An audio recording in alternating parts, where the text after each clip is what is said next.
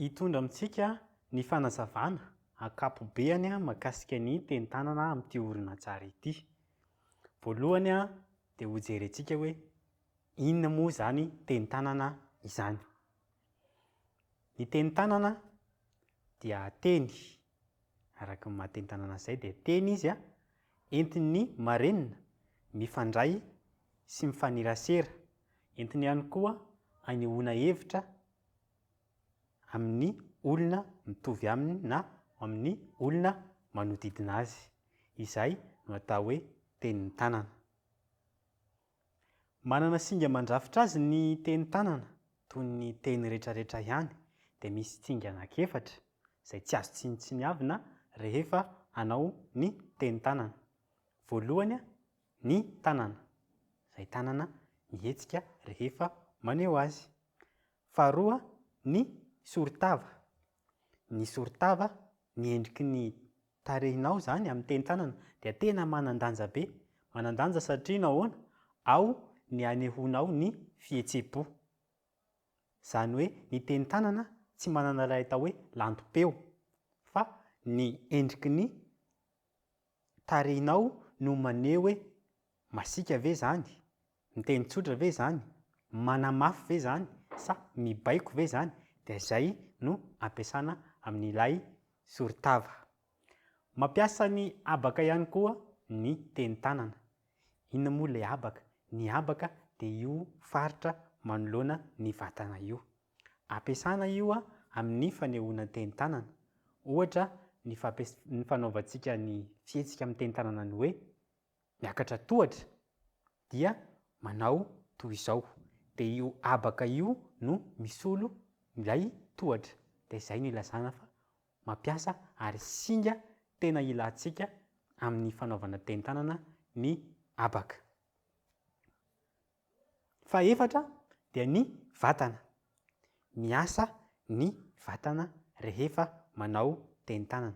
Marihana manokana ilay tanana satria iny tena miasa manokana amin'ny fanehoana ny voambolana tsirairay, fa ny vatana rehetra dia miasa ihany koa, indrindra ny vatana faritra ambony satria mihetsika manaraka ny fanehoana izay atao. Averiko misy singa efatra izay tsy azo atao ambanin-javatra amin'ny fampiasana teny-tanana. Voalohany ny tanana, faharoa ny habaka, fahatelo ny soritava ary ny fahaefatra farany dia ny vatana.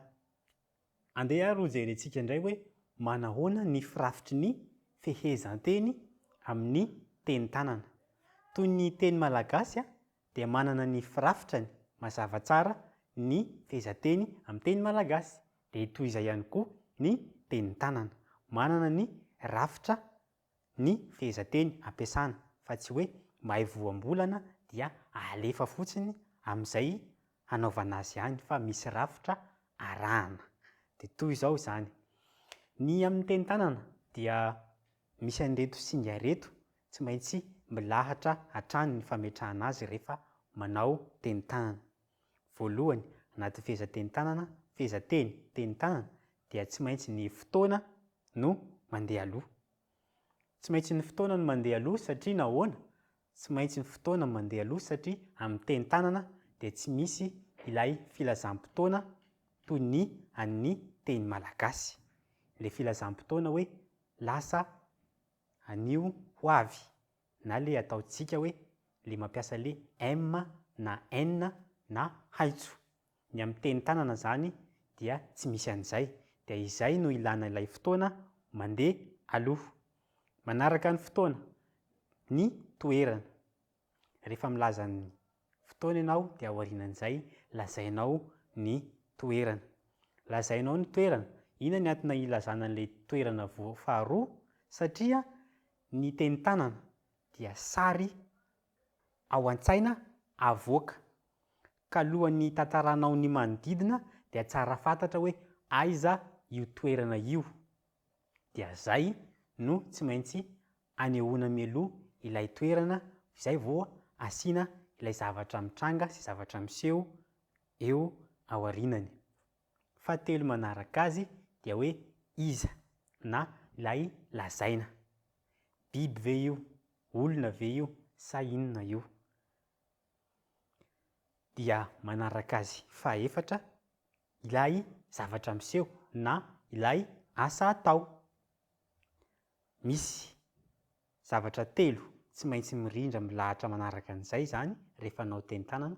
Voalohany ny fotoana, faharoa ny toerana, fahatelo iza ilay manao an'ilay asa, fahaefatra inona ilay asa na inona ilay zavatra miseho.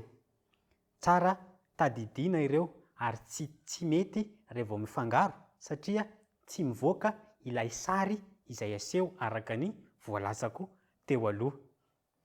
Anisan'ny manampy hitadidina izay zavatra anankiefatra izay filaharana izay ny fametrahana ireto fanontaniana ireto rehefa hanao tenin-tanana. Dia mahakasika ny fotoana mametraka ny hoe oviana. Oviana no niseho ilay zavatra. Manaraka an'izay taiza. Taiza no niseho. Ary avy eo iza. Iza no nanao ilay zavatra na iza no nanao zavatra tamin'ny fotoana sy toerana io. Ary fahatelo, inona ilay zavatra miseho na manao ahoana ilay zavatra niseho. Dia mila voatana ary tadidy mandrakariva ireo singa mandrafitra ny tenin-tanana efatra ireo.